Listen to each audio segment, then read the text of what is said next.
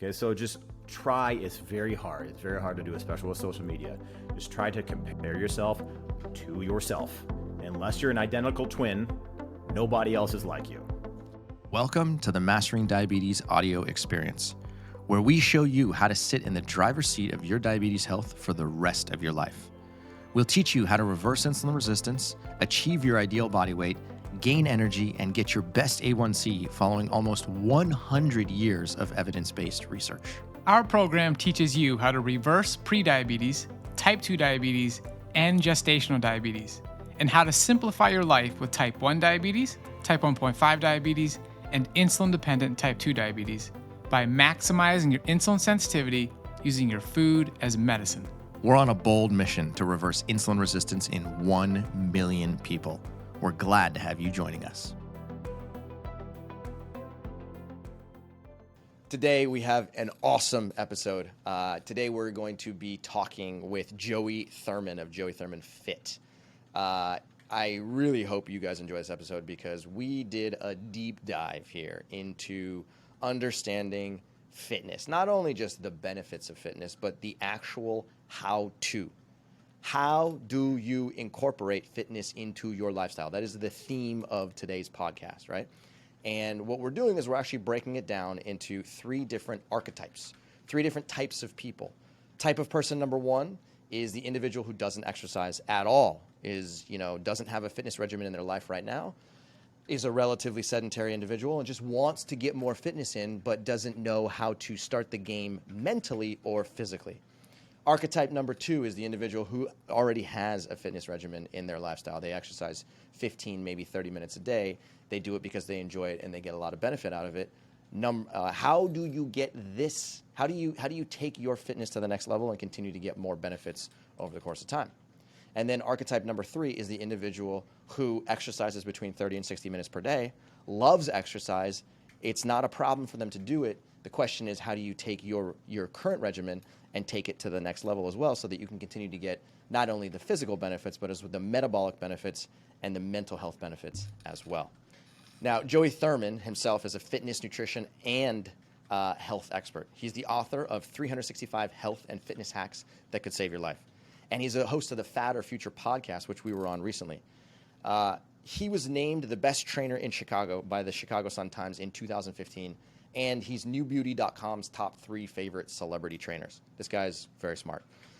He's one of the fittest guys I've ever seen before. He's downright intimidating to stand next to. Trust me, I work out all the time, and his arms are the size of my legs, and my arms are the size of his fingers. No joke. Like, this guy is very fit.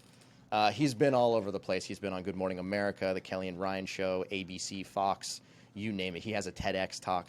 And he's also been featured in publications like Men's Health, Women's Health, Pop Sugar, U.S. News and World Report, Livestrong.com, Fitness Magazine, Bodybuilding.com. I mean, the list goes on. It's ridiculous. So today's episode is really a how-to, and I want you guys to sort of think about it in terms of how do you take your existing fitness regimen and how do you take it just one notch higher? Because there's so many benefits that come along with fitness, and our goal here is to try and make fitness not intimidating. Okay, I don't want you to constantly be worried about, injuring yourself or sort of frustrated with the fact that, you don't know how to start fitness. You don't know how much to do. You don't know when to do it. You don't know all, the logistics around fitness. Okay, we're trying to make it real simple, real fun. And regardless of whether you're archetype 1, 2, or 3, you can get benefits at all stages of the process. So let's dive right into it. Hope you guys enjoy it. As always, do us a favor. Head over to the Apple Podcast store and leave us a review. Those reviews actually go really far. And even if you could just give us a heads up, just say, hey, you guys are awesome. This is great. Or, you know what? I don't like this podcast. I think it sucks. I just want your honest feedback. Whatever you can do would be fantastic. We appreciate you very much. And let's get right into it. Joey, I am stoked to have you here on the podcast today. How are you doing today? Man, I'm double stoked, exponentially stoked to be on the podcast, man. Yeah, this is great. I mean, you actually, part of the reason why I'm excited is because fitness is one of my favorite subjects of all. And here at Mastering Diabetes, we talk a lot about diet because diet is sort of like the cornerstone. And, most of your metabolic health can be dramatically improved when you switch to a plant-based diet. and significantly clean up the food that you're consuming. But in addition to that, part of the Mastering Diabetes method is also to be to perform fitness on a daily basis and make fitness a sort of like cornerstone of your daily regimen. And you, my friend, have that down pat. So let's get into the details here today about how people can think about getting involved in fitness and how they can find a way to do it in a sustainable manner so that it doesn't feel like it's like work and it's frustrating and it's annoying and it's just like too much. Right. You got it. I mean, that's probably the main thing that people struggle with is, you know, I've told you this before, but sometimes you just got to get off the couch, and this is not a sprint to the finish line. So we need to have these tangible things that just can make us healthier, where we're not trying to get on the cover of a magazine. Yeah, amen to that. And you know, I think for a lot of people, fitness can be intimidating. Like changing your diet can be intimidating, right? You know, if I'm telling you that you would benefit from eating more plants in your diet, right? For a lot of people, they're sort of like, oh, wait a minute. So I have to give up eggs. I got to give up fish. I got to give up chicken. I got to give up meat, right? And so it's easy to think about like what I have to give up in order to like switch over to eating a more plant-based diet. And there's a sort of like amount of psychological, you know, reasoning that has to go into that process in order to get to a point where you're like, okay, cool, I'm comfortable doing this, right? Yeah. I think personally, fitness is like 10 times harder. Because, you know, for a lot of people who haven't been active for a significant period of time, maybe they were never active as a kid, maybe they haven't been active during their 20s, 30s, 40s, and 50s, and now they're at a point where they, you know, they just don't have the fitness base. It can be intimidating to look at someone like you and say like, oh my God, that guy can do handstand push-ups without balancing against the wall. Like that guy can do, you know, he can run a mile in 6 minutes. Like I'm never going to get to that point. And so as a result of that, people look at you and people sort of like look at your overall philosophy, you and other, you know, fitness trainers, and they're just like, man, I don't want to, like, it's too hard. Like, I'm not interested in doing that. Right. So you have a book coming out at the end of 2022 called The Bare Minimum. Right. Yeah. So let's go into a little bit here about like, what is the bare minimum that, you know, people living with diabetes or heart disease or, you know, or overweight can do to dramatically improve their health? Sure, man. And one thing, I can't do a handstand push-up without touching the wall. I'm just guessing that you could. I played college hockey, so I've got some messed up shoulder and back problems. So that's just like impingement. But here's the thing. I used to be this scrawny kid. I used to be, if anybody remembers back in the day, there was a cartoon character named Gumby. And he was just really scrawny, right? And so that was intimidating for me as well. And at 12, 13, 14 years old, I didn't know anything what I was doing in fitness. And it's still a learning process, no matter what you're doing, whether it's eating, nutrition, sleeping, mindset.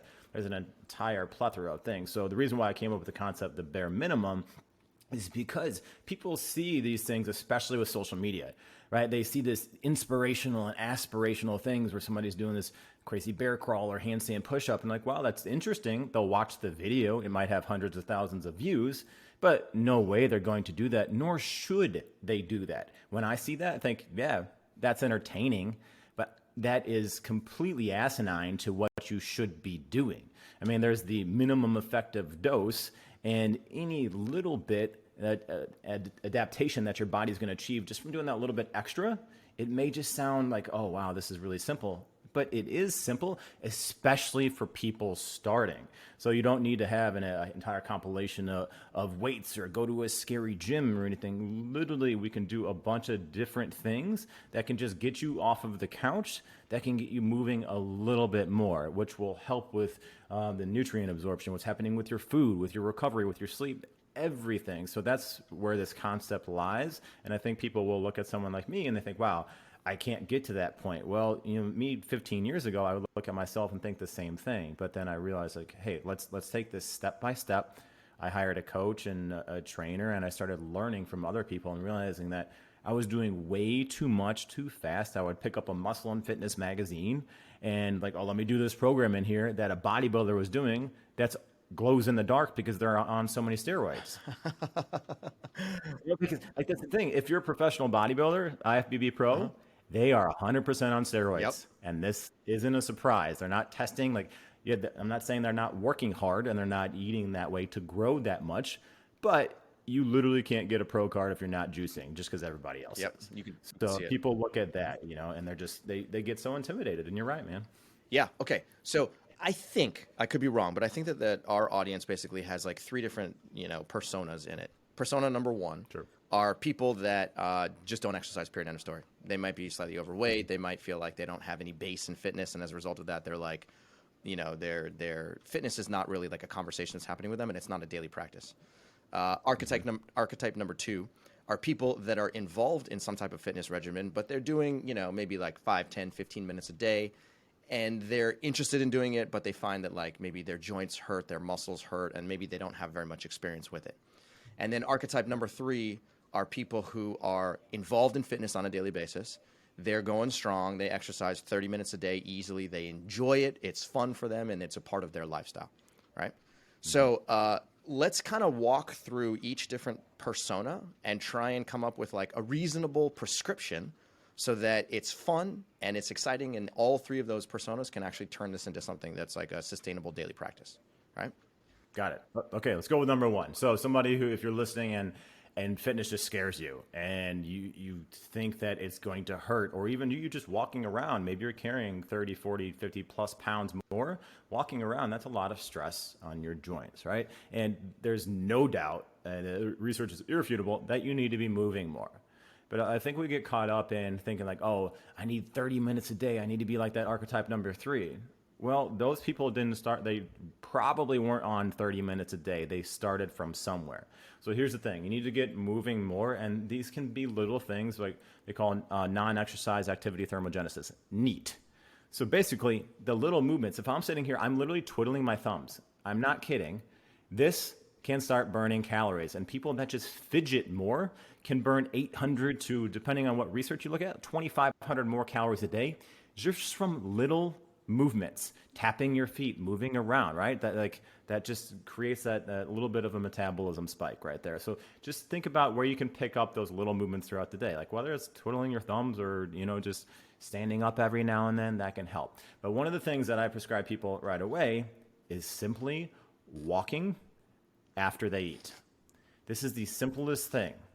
Because it can help with postprandial digestion. It can help with the insulin response. It has similar effects to metformin, as your audience is probably very aware, like number 1 diabetes prescribed drug. So once you eat, like it doesn't need to be like you're done chewing and that bolus goes down and you're like, okay, let me get up and walk right away. You can wait a few minutes, get up and walk around. Go take a walk outside for 10 minutes, a brisk walk, like your grandma used to mall walk. Just walk outside. If you can't walk, if you've got a little bike, get on a bike, a stationary bike, elliptical, anything, some sort of movement. When I say walking, I just mean some sort of low-level activity. And right there, if you do that 3 times a day at 10 minutes, Cyrus, you got a PhD. What's 10 times 3? A lot. 30. 30 minutes of movement. Look at that. You're telling me if you're eating 3 times a day, you can't just take 10 minutes to walk right there. So maybe you just start doing that every single day. And that right there is your minimum. And then eventually we can start adding it. Maybe instead of 10 minutes a day, maybe it's 15 minutes. Maybe the walk turns into a very light jog every now and then. Maybe it's a light jog for half of a block. And then you walk for another 2 blocks, or a jog for 10 seconds. Anything, that little additional extra stressor to your body can be good. But if you're like, hey, I'm 30 pounds overweight, I'm going to go for a 30-minute run, you're going to be debilitated probably for several days after, because there's so much stress on your joints.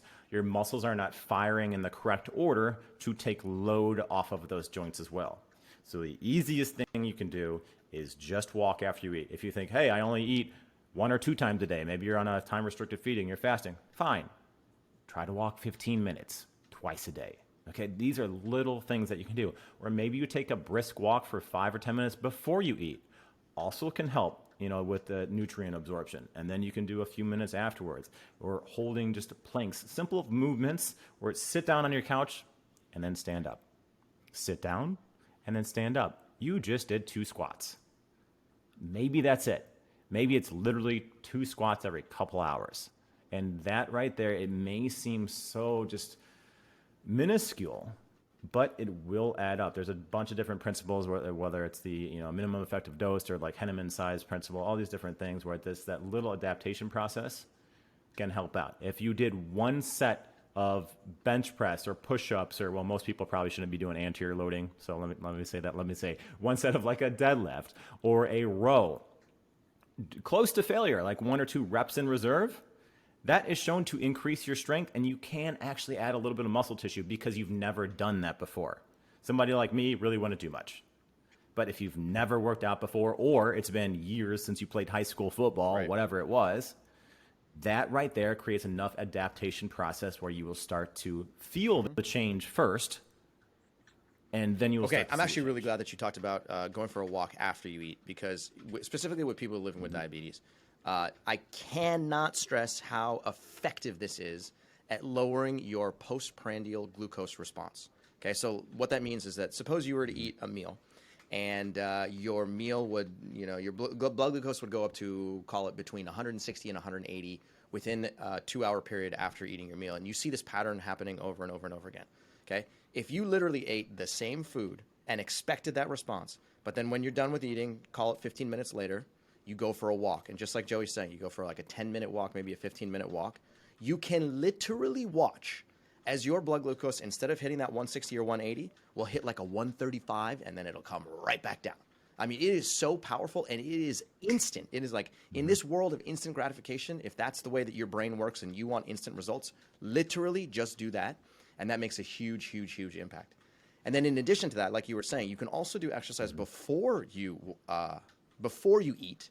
And that right there is sort of like priming the muscle tissue to become a little bit more glucose responsive, so that when you do eat, then insulin can signal to the tissues to be like, hey, knock, knock, there's glucose in the blood. Do you want to take it up? And then that glucose can find a home, and it can keep your blood glucose down in the postprandial state. So one other thing that I want... Yeah, I mean, people ask how I stay so lean is that right there. Like what you just said.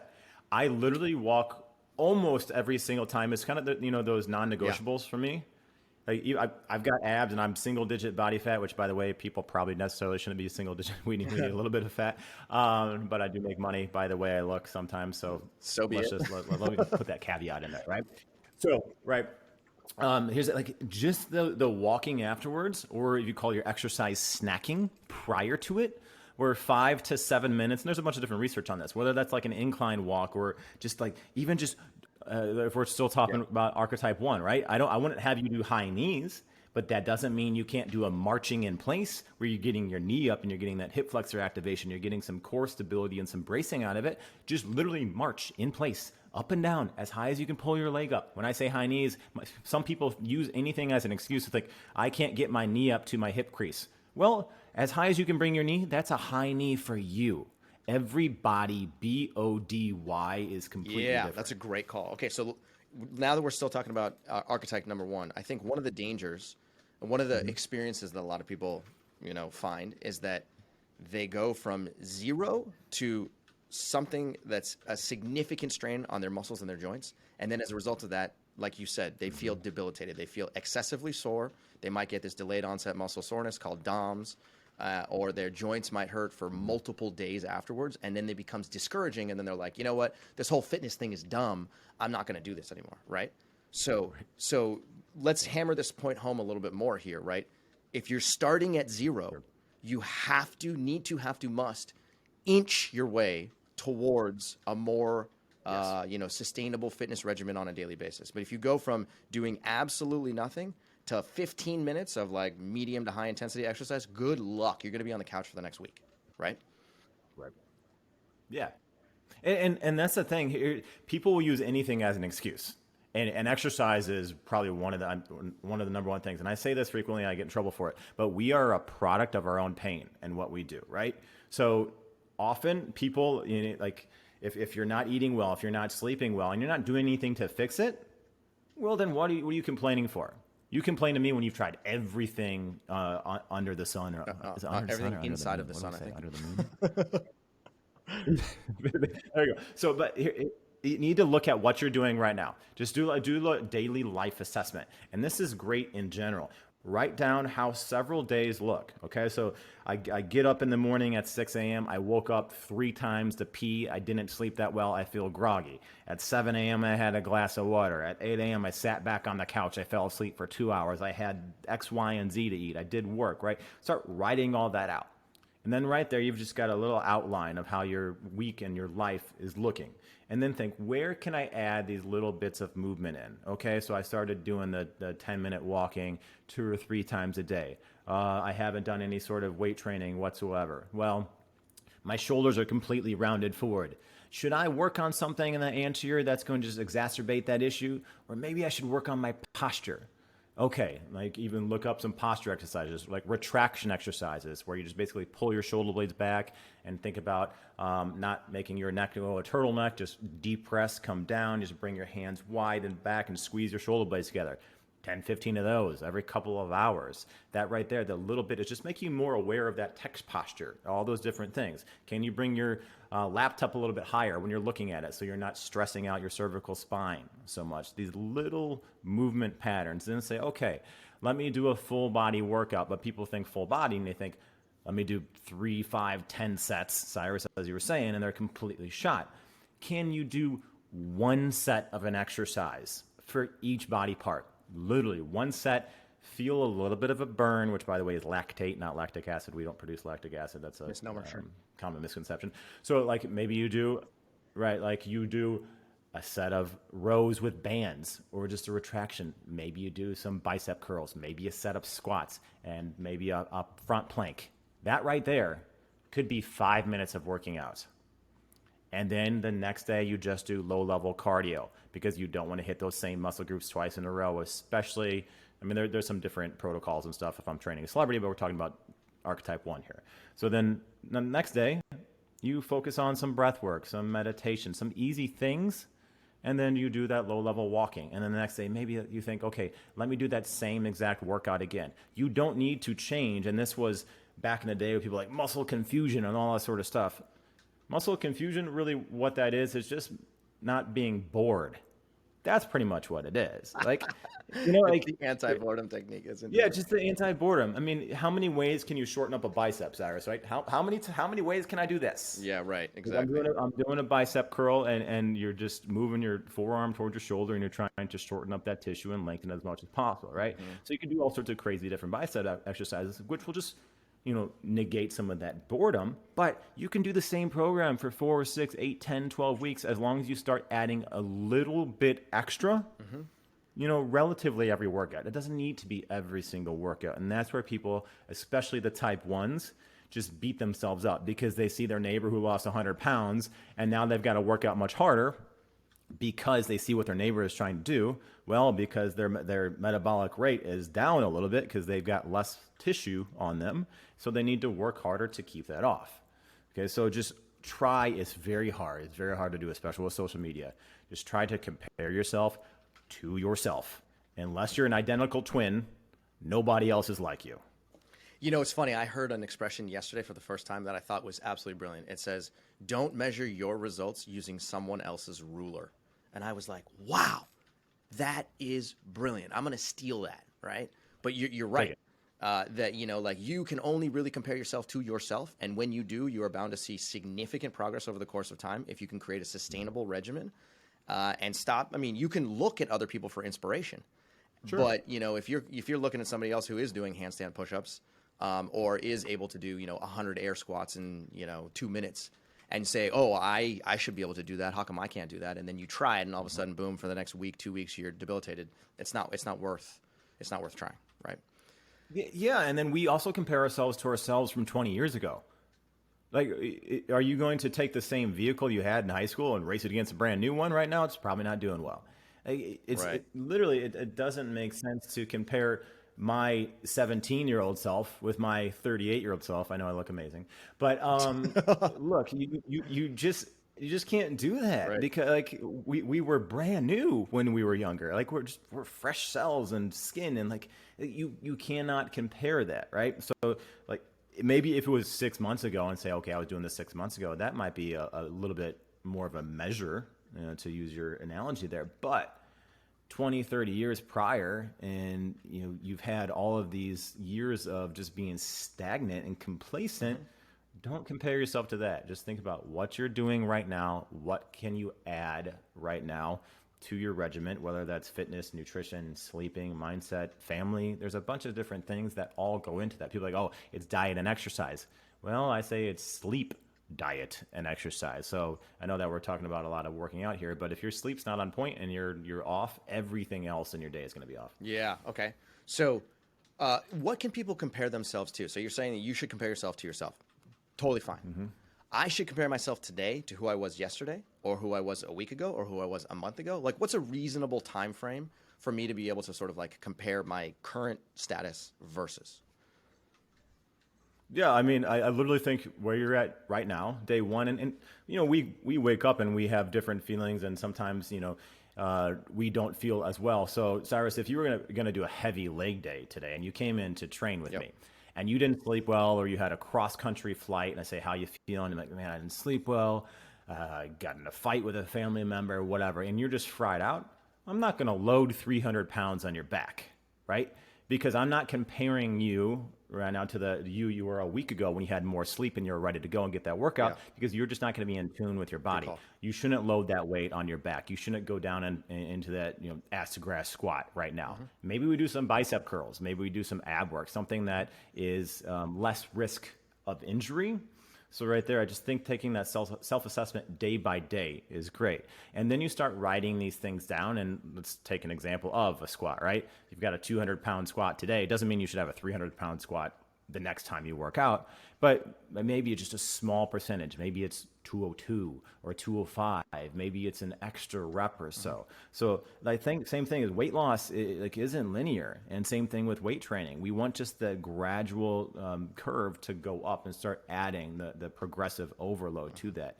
So just looking at where you're at the day before, the week prior, I think that's good. But even weeks on end, we have a really stressful event, and that's going to fry out our entire system, and we're just not going to be ready to handle the load or do the race or whatever it is, So just being realistic about your goals and where you're at, and it's okay if if you start working out and you got a bad workout and you didn't do what you did the day before, that's fine.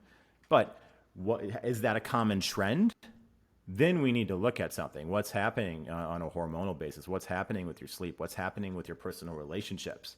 Then we start doing that assessment. So if it's a common theme where you start declining, you could be overtraining as well, especially those type 1 archetypes, as we talk about it. They hit too much too fast, and their body isn't just ready to recover and grow. Amen to that. And just for clarity, when you say type 1 archetype, we're referring to the archetype, not type 1 diabetes, correct? Yes. Okay, yes. Perfect. Okay, so let's go to archetype number 2. So again, this is an individual who is performing some type of fitness on a daily basis, maybe 10 minutes, 15 minutes here, there. And then they're finding that it's something that they can incorporate into their daily life, and they're getting benefits for their metabolic health. And they're also seeing some changes within their own physical body. Are the prescriptions and the sort of like general recommendations that you would give for archetype number 2 different than you would give for archetype number 1? I'd say archetype number 2 might want to dial it in a little bit more. So maybe they've been working out for several months or years. Generally, when you say kind of beginner, it's you haven't worked out in years, or you've never worked out yourself. So maybe you've been working out for 0 to 2 years right now. So kind of once you get past that 1 or 2 year mark, and it's a habit, and you have to do it 3 times a week, or how many ever times it is, where it's that non-negotiable for you.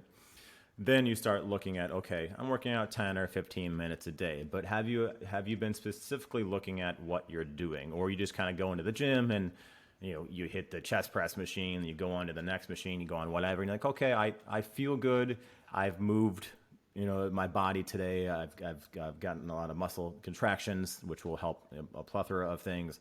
But maybe you're starting to plateau a little bit because there isn't a specific plan for you. So there's some numbers that you can go off. So 5 sets per week per muscle group will maintain your muscle tissue. So maybe you added some muscle tissue the past couple of years when you started working out. Okay, am I doing 5 sets of biceps, 5 sets of back, 5 sets of shoulders, so on and so forth, right? Taking it too close to that failure range. You don't need to be to the point of, failure where you're going to drop the weight over your head or anything, but 1 or 2 reps in reserve. If you've got somebody spotting you, then maybe you can go to that range where maybe 10% of your exercises are to that point where it's like, wow, I can't lift it one more time if somebody was holding a gun to my head, right? So look at that. What are you doing? Take that assessment there. And if you want to add more muscle tissue, about 10 sets to 20 sets per week, depending on the research, will add muscle tissue to your body right there. And muscle tissue is metabolically active, and that's great to have. So, okay, look at what your workouts, like maybe I was doing 6 sets per week for chest and back and whatever. Maybe you start adding 1 or 2. Can you push that a little bit more? Can you slow down your tempo? Have you been doing the same workout for 2 or 3 years with the same exact weight? All right, that needs to change. I mean, for guys, International Chest Day is generally on Monday, right? Tell me on Monday. Absolutely. Most dudes are hitting chest. Most dudes are hitting chest on Monday, and there's leg day is avoided by all weightlifters around the world.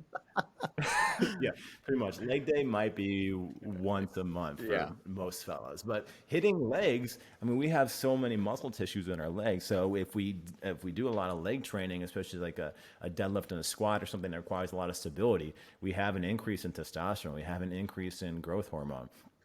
There was a study that came out where they did, it was 2 workouts a week at 6 sets per compound muscle group. So it's like 6 sets of deadlifts at 10 reps to failure with 2 minutes in between. And they increased their serum testosterone levels tremendously, just 2 per week. So, I mean, obviously there's more benefits for going a little bit further, but right there, I think 6 sets, that's actually not that many, but 2-minute rest in between. And they had to do 10 sets pretty much to failure where they couldn't do another one.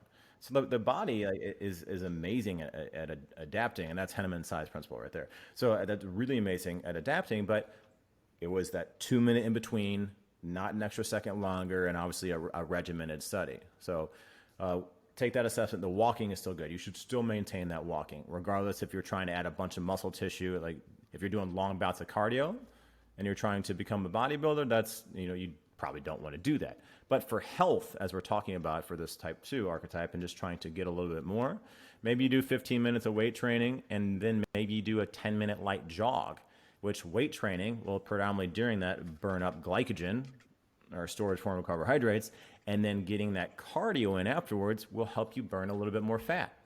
Maybe right there, maybe that's the minimum that you needed, just a 10-minute jog or elliptical or a bike. Whatever, or go outside when you can, get some vitamin D, or chase around your dog or your kid. Those little bit extras will help out a lot. And obviously the diet is huge too, but I think type 2 ones can just bring it up a little bit more. Okay, cool. So let me ask you this question now. There's a lot of people who are like, oh, the gym's not for me. It's an intimidating environment. I don't like to go there. I don't like to carry weights. I don't like to lift them. I don't like the grunting. I don't like the atmosphere, the environment, right? And so I think a lot of people they opt to not go to the gym, and instead they're like, I'm just going to go on a walk. I'm going to go for a jog. I'm going to go for a run. I'm going to get on my bike. And they sort of like limit themselves to doing cardiovascular exercise only with no actual resistance exercise. So would you say that that's okay? Is that recommended? Or if an individual is only doing cardiovascular exercise, is there like a simple way that they can put resistance exercise into their lifestyle without being overly intimidating? Yes, and one thing the pandemic has shown us is that we don't necessarily need a gym. I mean, how many people cancel their gym memberships that they probably weren't going to anyways, right? You don't necessarily need a gym to be healthy and to look good. If you're a pro bodybuilder, you're a power lifter, yes, you need that equipment and you need that. But having a pair of dumbbells or bands, like mini bands and power bands, those things go a long way. I did an entire program in OpenFit just with body weight and bands. So they really tremendous, and that gives that variable resistance. So bands are much less intimidating. So to answer your question, you have to be doing some sort of resistance training, but people think that when they hear resistance, they think dumbbells, they think barbells, they think that grunting. Your body is your own resistance. If you did a push-up, it's about 67 to 69% of your body weight. So if you went into the gym Cyrus, and I loaded up a bar to do a bench press with 69% of your body weight, and you've never worked out before, that's kind of asinine. Like, that's a lot for you to do. Sure. But where we're telling all these people to do these regular push-ups right away that are overweight or have never worked out before, or can't even like bring their shoulder blades back, they don't even know what that means. They shouldn't be doing a regular push-up. Maybe they do a push-up elevated on a bench with their hands on a bench, which is less stress. Maybe it's on their knees. I like people activating their core and trunk by having their knees off the ground. So that's why I prefer people like do a push-up on the bench or something. But right there, doing one push-up, doing one squat, that is resistance training. Literally squeezing your biceps or squeezing your chest and flexing, to be that dude in the gym or out of the gym. That has shown to actually recruit muscle fiber tissue and have that top-down connection from your brain down to your muscle tissue. When I say, mind-body connection, all that sort of stuff, that can actually help add muscle tissue. So if you're doing tremendous cardio and you think, oh, I'm riding a bike, I'm working my legs, I'm running, I'm working my legs. No, you're not.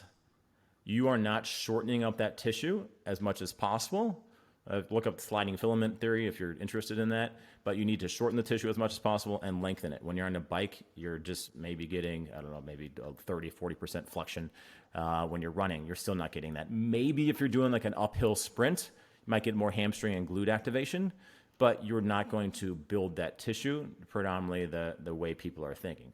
So squats, lunges, most people have a park around them. I prefer them doing what I call an inverted pull-up, where your feet are on the ground and you just pull up on that bar. Like, yeah, go next to all the kiddos and do a little workout. Okay, you don't need to be able to do a full-on pull-up. If you can't do a full-on pull-up, which most people can't, can you jump up and control yourself down? That's that negative, that eccentric overload, which is even more important, in my opinion, for most individuals than the positive or the concentric motion.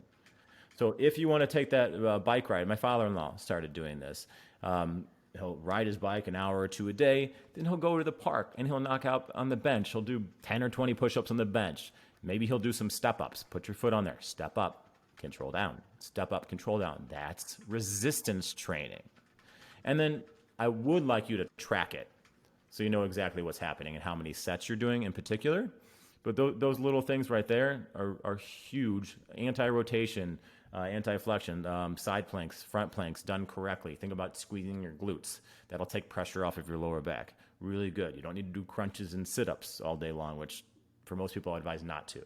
But the little bit right there can help out a lot, and you don't need to necessarily be afraid to do resistance training. And bands that you can buy on Amazon or anything, 10, 20 bucks.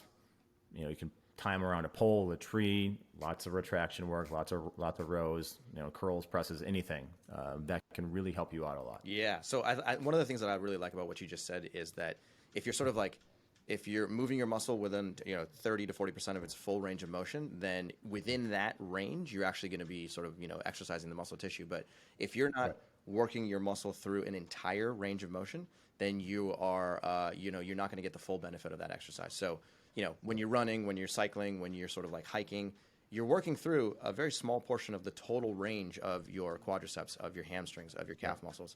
And it's only when you go through that entire range of motion will you start to see some true muscular development. And that process unto itself, just like you said, can help decrease the amount of glycogen. That's, you can degrade glycogen inside your muscle tissue, which is a good thing for people living with diabetes. Because if you degrade your glycogen stores, then that increases the responsiveness to insulin the next time you eat. Yeah, so people, like, especially when they're running or whatever, and they're not getting enough knee flexion, or this happens a lot when people, they're used to running long runs, whatever your long run is. If a mile is a long run for you, sure, that's a long run. But then maybe they do a sprint, and they're not used to getting that proper knee flexion and the hip flexor activation and bringing their knees as high, then often they're going to have a quad problem because they're not actually involving the hip flexors as much to get the hamstrings and glutes involved as they're driving off to get that sprint, because they only became strong, as you said, in that particular motion. So we need to get that full range of movement. And there are protocols where maybe you want to do like a partial rep or something, which might be more towards your archetype 3. But move your muscles, in the entire range of motion, and that will help what they call the amortization phase, and you actually become stronger from being able to go through that entire phase. Because we are the weakest at the longest part of our muscle tissue and the shortest part of our muscle tissue. The in-between range is when we're stronger. Go into a little bit more detail about that, actually. So you're saying we're weakest at the shortest, when our muscle is contracted the most and when our muscle is elongated the most. Is that right? Yeah, so exactly. So think about a pull-up. One of the hardest parts of a pull-up is when you start it. So when we're completely along and the lats are completely stretched out, to start that motion is really hard. But if somebody was on a step box or something, they may be able to go in that in-between range. But then, or chin up, right? And then to get your chin above the bar, that's why chin-ups are so hard, because you actually really need to shorten up the tissue as much as possible to get that chin up, to shorten it as much as you possibly can. So whatever movement you're in, whether that's a squat or lunge or anything, that's when that becomes generally the hardest, is the length and shortening process. So if somebody wants to get faster and stronger, I would have them, like, let's say we're doing a deadlift. I wouldn't have them drop the bar all the way to the ground. I would have them come down and be able to get out of the hole, what they call faster, without touching that weight down, so their muscles know to fire right away before that weight releases. So we're keeping that contraction, and we're trying to get towards what we call local muscular failure. So there's some different protocols there, but that's why it is much harder. That's why I say when we're doing the example of the pull-up, you jump up, you control yourself down. That right there, we're about 300% stronger controlling something down than pushing or doing the positive motion, whatever that is. Like anybody on a push-up, they can probably control themselves down for a good amount of time, but to push themselves up and push that floor away from them, that's going to feel much harder. It's so true. When you're at the bottom of a push-up and you're holding, and then you try and go from there just 1 inch higher, man, that is unbelievably challenging. There you go. No question. Okay, so let's move to archetype 3 now. Archetype 3 is the individual who has an active daily exercise regimen. Let's say they work out for approximately half an hour to an hour per day. They perform fitness because they realize that it's beneficial both for their physical body, their emotional body, their mental health. They enjoy performing fitness on a daily basis, and it's something that's just become integrated into their lifestyle because it's become a habit. So what recommendations would you give to somebody who's in that archetype, who is looking to continue to progress with their fitness regimen? Set a specific goal. You may have been archetype 2, then you transferred into 3, and you know that you feel good and you need to move that 30 minutes to an hour a day, whatever your particular modality may be. But setting a specific goal for yourself, whether that's aesthetic, whether that's a race, so you can work towards something. Because there's exercising is great, but training is even better. Training is when you have a goal and you're working towards something on a systematic manner. So, for example, maybe you sign up for a Spartan race. That's amazing. That's great. Like, I love people doing 5Ks and runs, but that's just one modality.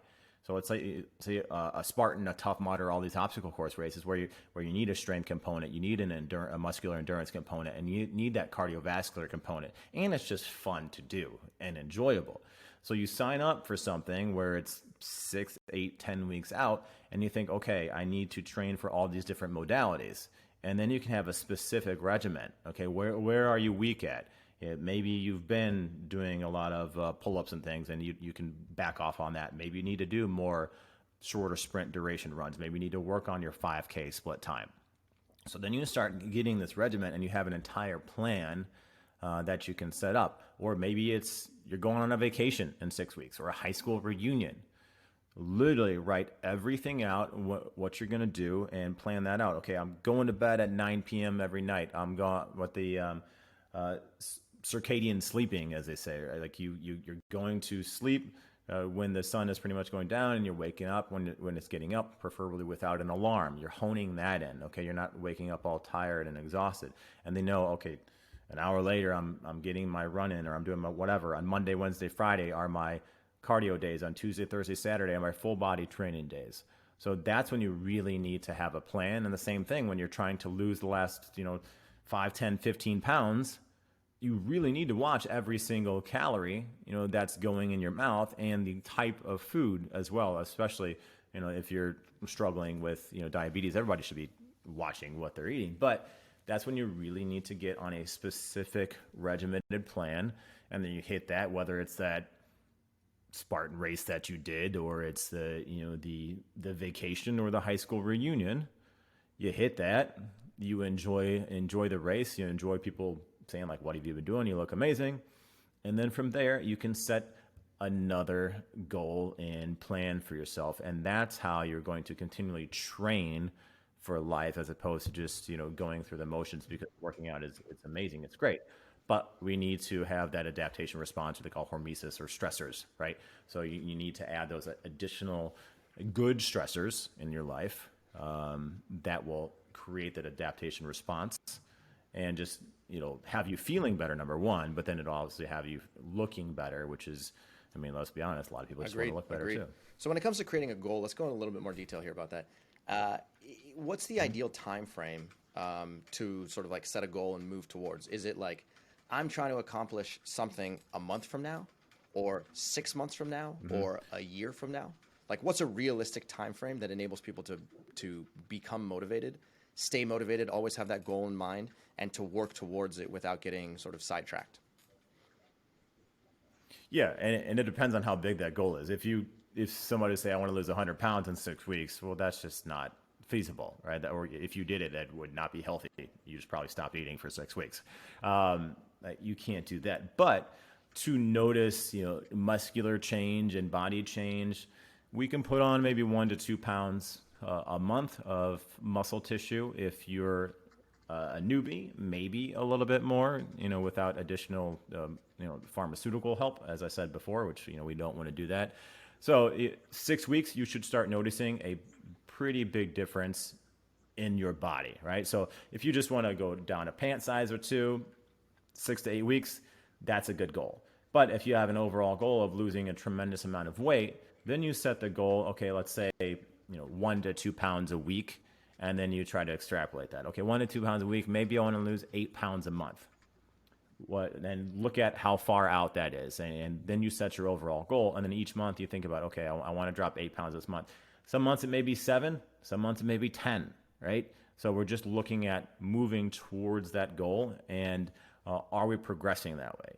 And if you're not, then start just doing a little bit more of an assessment. Okay, did I really track everything I was eating? Was my sleeping on point? Was I stressed? Was, work taking me places? Did I have to get in a car more? Was I sitting down an extra little bit? Because one thing with the pandemic, I think people didn't realize, they started looking at their, metabolic rates based off of when they were moving more. And then all of a sudden we were stuck in our houses for months on end. You're like, well, I did this, basal metabolic rate calculation based off my total daily energy expenditure, which just means how often you're moving in a day, basically.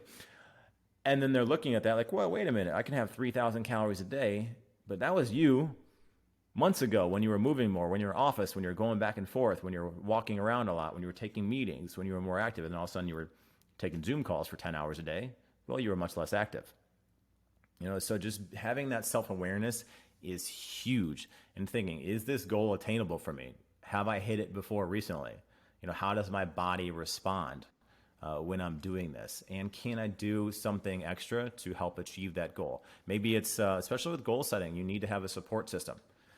So whether that is, a family, a husband, a wife, a kid, whatever, the support system is huge. But sometimes people do better off not telling people that they're trying to go on a diet or trying to get in shape.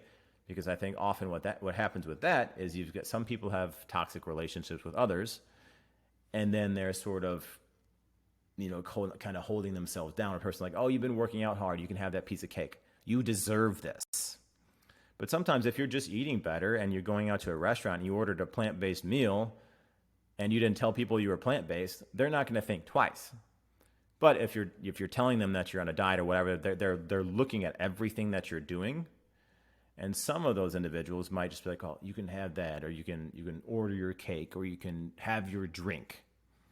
But sometimes keeping it within you, and then if there's a support system like, Mastering Diabetes or anything else, or a Facebook group, people with the same goal and the same commonalities, then right there you can have that support from them. So think about, is your direct support system around you? Are they going to lift you up, or are they going to pull you down? If they're going to pull you down, then you don't need to tell them what's happening. 6 months down the road, you look amazing and you just ran a race or you did whatever, then let's say, what did you do? And then maybe you start helping them out.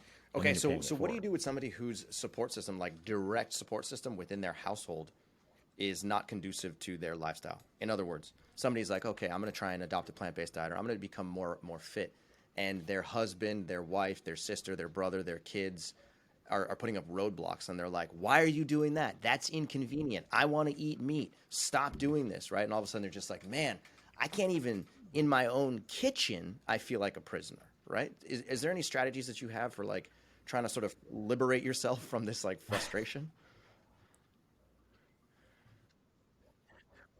Yeah, so I noticed this a lot with heads of household, or especially the moms. Like if we're stereotypically saying, a lot of the moms are doing the cooking and cleaning, and they have a lot of responsibilities on them. And when all of a sudden when they want to do something for themselves, everybody else is like, wait, what's happening? Why you're doing something for yourself? You're not taking care of me right now. But you need to realize, if you are that person that's taking care of everybody in your life, and you're neglecting your own health, you can't take care of them, because eventually you won't be healthy. So I think maybe explaining to them, like, look, I understand that it may seem like an inconvenience to you right now, but I can't be here for you. I can't take you to the soccer games. I can't cook for you. I can't clean. I can't do all this sort of stuff if I'm not taking care of myself, if I'm not healthy. Have that conversation with them.